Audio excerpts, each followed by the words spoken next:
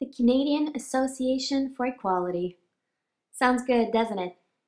Except it's headed and friended by the likes of people who are known to promote and spew hateful propaganda against women and the rights of women. Here's how the Canadian Association for Equality, or CAFE, presents itself. So, do you want to know what CAFE's true agenda is? Because I'd be happy to tell you. We are the organization that supports both he for she and she for he. We are the organization that believes that the very idea of a gender war is toxic. We are the organization that believes that equality means equality for everyone. This is a description they give themselves, and it does sound nice. Yet all they do is focus on men's rights and in disfavor of women's rights. They in fact blame women for most of the problems that men suffer from. If this doesn't sound like equality to you, it's because in fact it's not. It's nice to claim and brand yourself as being for gender equality, but that doesn't mean that's what you're doing. And guess what?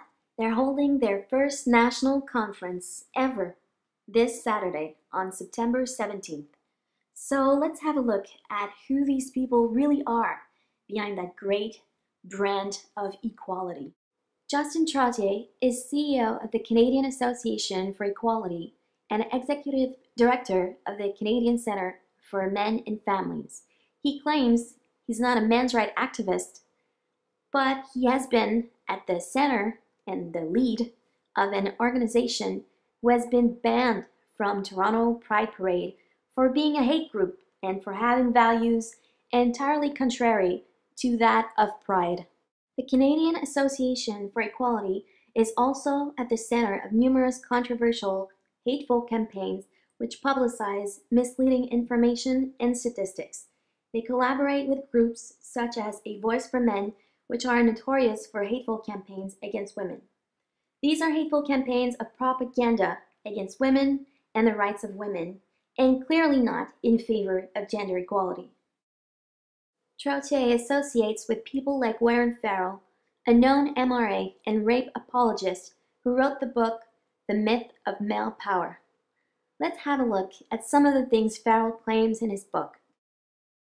The worst aspect of dating from the perspective of many men is how dating can feel to a man like robbery by social custom. The social custom of him taking money out of his pocket, giving it to her, and calling it a date. To a young man, the worst dates feel like being robbed and rejected. Boys risk death to avoid rejection. Evenings of paying to be rejected can feel like a male version of date rape. If a man ignoring a woman's verbal no is committing date rape, then a woman who says no with her verbal language but yes with her body language is committing date fraud. And a woman who continues to be sexual even after she says no is committing date lying. We have forgotten that before we began calling this date rape and date fraud, we called it exciting. Here are my thoughts on this. Warren Farrell, you clearly have no fucking clue what rape is and what it's like to be raped. Choosing to buy someone a drink or dinner is not like getting raped, you sick fuck. You chose to buy dinner for someone. No one forced you. When I buy a beer or dinner for a guy, I don't expect sex from him. I do it because I want to show him I care and appreciate him. Let me ask you this. When you buy a beer for your mate, do you expect him to have sex with you? Why is it any different for women? You're a fucking pig. How can you compare buying a drink or dinner to a person who is penetrated against their will? One of the worst crimes there is. It's just fucking sick and disgusting. When you choose out of your own free will to buy a woman a drink, it doesn't give you sexual rights on her body. You entitled prick. Her refusal of sleeping with you is not the male version of date rape. Women don't owe you shit. This is the man invited by Justin Trottier to speak at conferences and events for the Canadian Association for Equality. Does this sound like gender equality to you? The Canadian Association for Equality also sponsors events such as Toxic Masculinity and Toxic Femininity, a lecture given by none other than Karen Strong, who was once the spokesperson for Men's Rights Edmonton. Strong, along with AVFM, are responsible for the Don't Be That Girl poster campaign promoting the idea that women lie about being raped. This specific campaign is propaganda for rape culture. It is a message of rape apology. And it is a warning to women.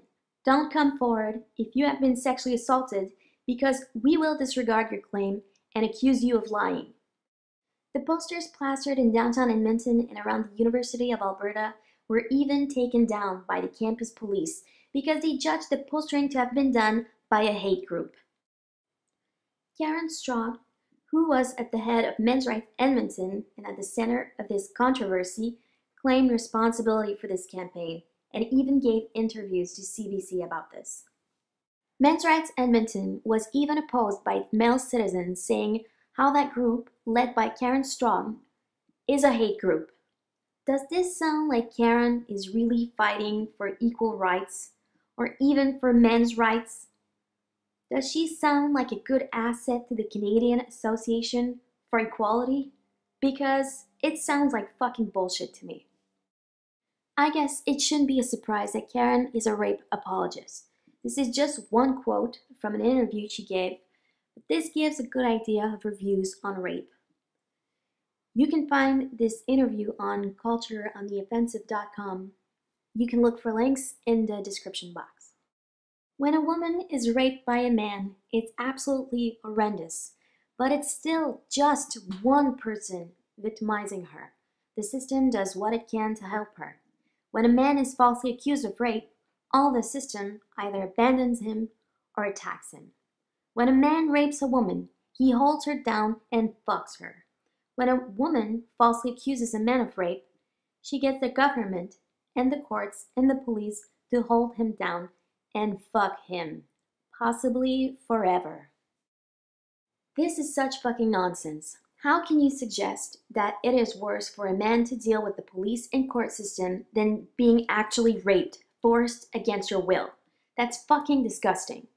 You are a rape apologist and a victim blamer. And no, Karen, that man is not getting held down and fucked. The rape victim was.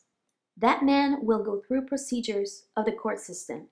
He will be investigated, as will the victim of the rape. Karen Strong is also an AVFM contributing editor. AVFM, or A Voice for Men, still promotes and has on their website the posters for the previously mentioned Don't Be That Girl campaign. The group also publishes all kinds of articles mocking sexual assaults, slut-shaming women, victim blaming, engaging in rape apology, degrading women in general, bullying women into silence, encouraging the bad treatment of women, and promoting misogynist ideologies in general. Paul Elam, at the head of AVFM, wrote this article and made a video, How to Train a Woman Like a Dog, and he claims this is a joke in response to something that was written about men by a woman. But I'm still gonna publish this here because even if it's a response to something that you saw, it's still hateful propaganda shit. In this article, Paul Elam mocks women for doing what people do on Facebook, which is to try to look nice and take pictures of themselves. And sometimes they go and say hi to him and they ask him how he's doing. And he calls them Facebook whores for that. Because, God forbid, you whore, how dare you look good and say hi to me. So yeah, AVFM is one of the websites and one of the group that Karen works and writes for. Like Warren Farrell, Karen Strong is invited to speak at various events for the Canadian Association for Equality, and is even sponsored in these events, which I'm guessing she's being compensated for in some way. Cafe also sponsors Honey Badger Brigade events, which Karen is part of. And yes, Karen will be in Ottawa this Saturday speaking at the Canadian Association for Equality conference. Janet Fiamengo is another speaker at this conference. Like Warren Farrell, she is listed in the Advisory Fellows on the Canadian Association for Equality. She is a self-proclaimed anti-feminist who publishes many videos, mostly anti-feminist and anti-women propaganda. In The Myth of Sexual Harassment, she describes how sexually charged talk and unwanted sexual advances are not sexual harassment. In other words, she claims that sexual harassment is not sexual harassment. According to the mainstream media, sexual harassment is all around us. A headline in the Toronto Sun newspaper recently warned that 1 million Canadians, mostly women, report that they have been sexually harassed at work. The report claimed that 3 out of 10 Canadian women have been victimized by workplace harassment just in the past 2 years. That's even worse than the 1 in 4 women supposedly sexually assaulted in her lifetime. It sounds like a problem of epidemic proportions requiring tough legislation and extensive public awareness campaigns, and of course, that's exactly what prominent feminist activists and lawyers want us all to believe. But if you look at how sexual harassment is defined by the authors of the Toronto Sun report, and indeed in most workplace harassment policies, you will surely be struck by how outrageously elastic that definition is. When I was first learning about feminist social issues, I understood harassment to be a specific kind of threatening behavior involving coercion. Sexual harassment, as I understood it, was when an employer or teacher, someone in a position of power, extorts sexual favors by offering something in return. In other words, I'll give you this contract if you'll sleep with me. I'll look the other way about your drug problem if you'll make nice, or you know what you need to do to get an A in this course. But that's not what the study counted or what feminists call sexual harassment today. The study includes actions like charged talk, whatever that is, and unwanted sexual advances among the behaviors that can be classed as harassment. So you heard that right, charged talk and unwanted sexual advances. So if I make a joke in bad taste, and I'm a man, of course, then I'm a harasser. If I ask you out on a date and you say you're busy, then I ask you again a few weeks later and again a week after that, not understanding that busy meant busy forever, then, according to the definition used in the study, I've harassed you. But a full 86% of respondents in the study indicated that what they experienced never went beyond the verbal. In other words, it involved such assaults as jokes, suggestive comments, even compliments. Hey, Julie, that's a gorgeous outfit. Wow, Madge, I love your hair that way. Or, to cite the famous quip supposedly uttered by Supreme Court nominee Clarence Thomas that ignited a public furor when revealed by his assistant Anita Hill, who put pubic hair in my Coke? There's no mention in the report of abuse of power. In other words, any comment with a sexual overtone or undertone is counted as harassment, even simply amongst coworkers where there's no power imbalance. That's right, Fiamengo. You can get sexually harassed from anyone. Welcome to the modern times, where society recognizes that sexual harassers are not only people with status or power. And bravo, this is a really great example of trivializing sexual assaults and engaging in rape culture, all while giving the softest examples possible to really denigrate and mock these issues and women who have to deal with this shit in the workplace. Because being sexually denigrated and nagged for sex, having to deal with rape jokes, and being touched in sexual ways at work is totally a cool thing for Fiamengo. And she has no problem portraying the victims of sexual harassment in these instances like needy women who complain for nothing in made-up, soft examples which illustrates her total bias and promote her own ideologies. And this is a professor at the University of Ottawa. And I'm not doxing her, by the way. She happily uses that title to present herself at the beginning of each of her videos.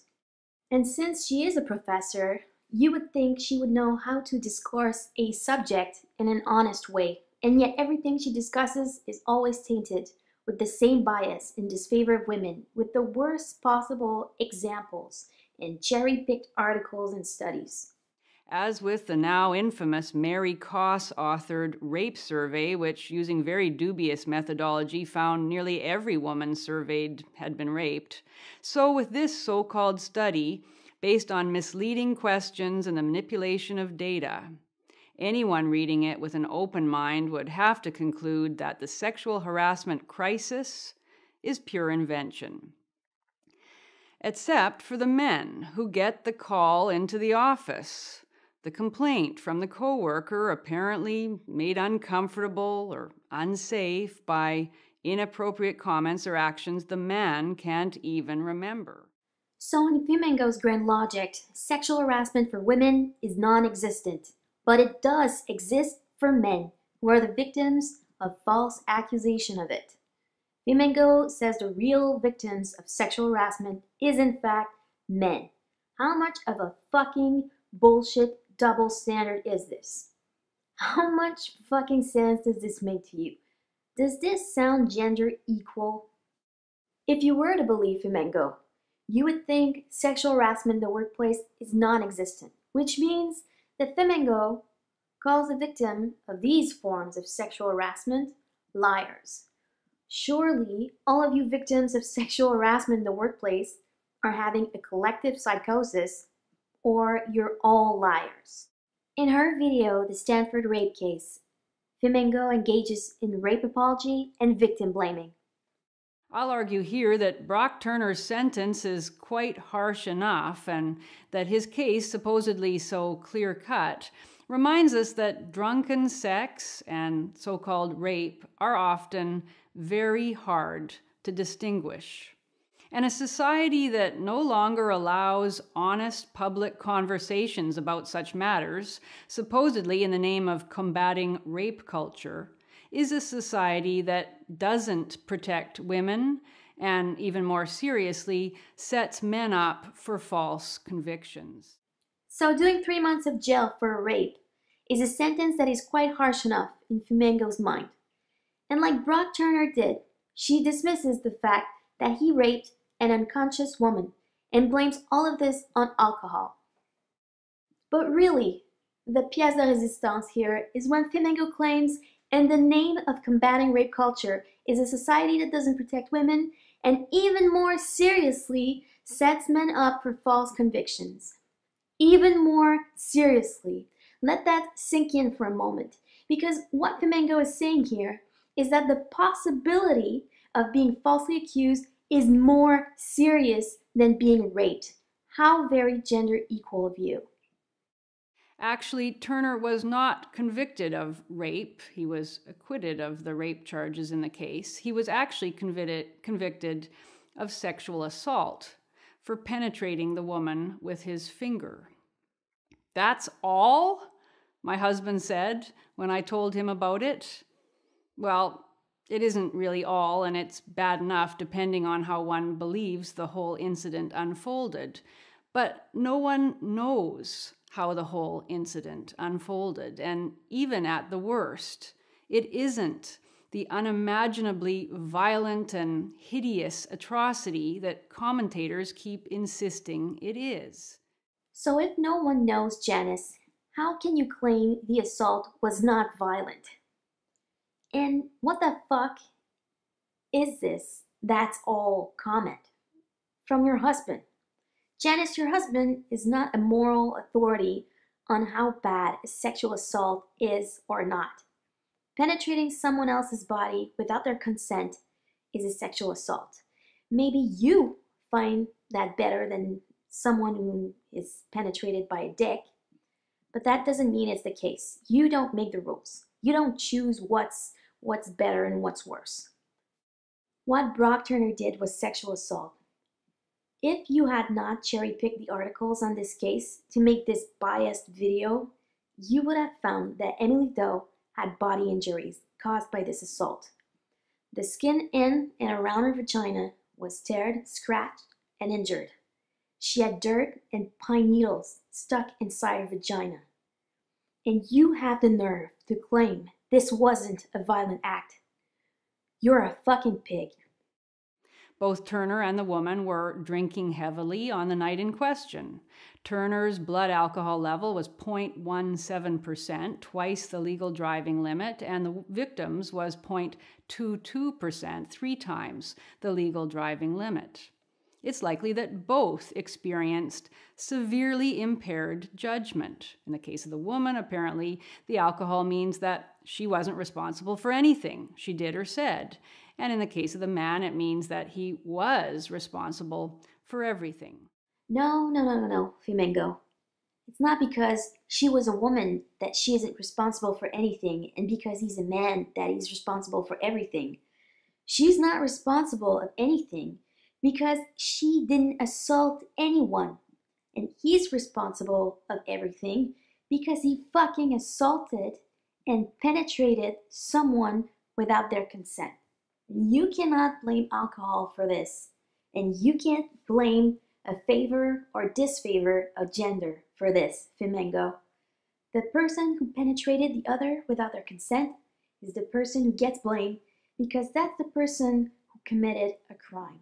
This is not fucking rocket science. In my opinion, he doesn't deserve any time in jail. Yes, that's because you're a rape apologist, Janice, and you don't give a fuck about the victims of sexual assaults. In this case, the victim's mother actually drove her 2 daughters to this party, despite the fact that, according to the police report, both girls had already been drinking heavily enough to be inebriated by the time the mother dropped them off. According to the woman's own statement to the police, she'd had at least 4 shots of whiskey, which had given her a buzz. Now, in a culture that says a woman consuming alcohol cannot be held responsible for her sexual conduct, is this not a case of a mother knowingly putting her daughter in harm's way? Is she not then an accessory to the crime if there was a crime? Not only is Domingo victim blaming, but she's also suggesting that Emily Doe's mother was an accessory to the sexual assault because she drove her daughter to the party.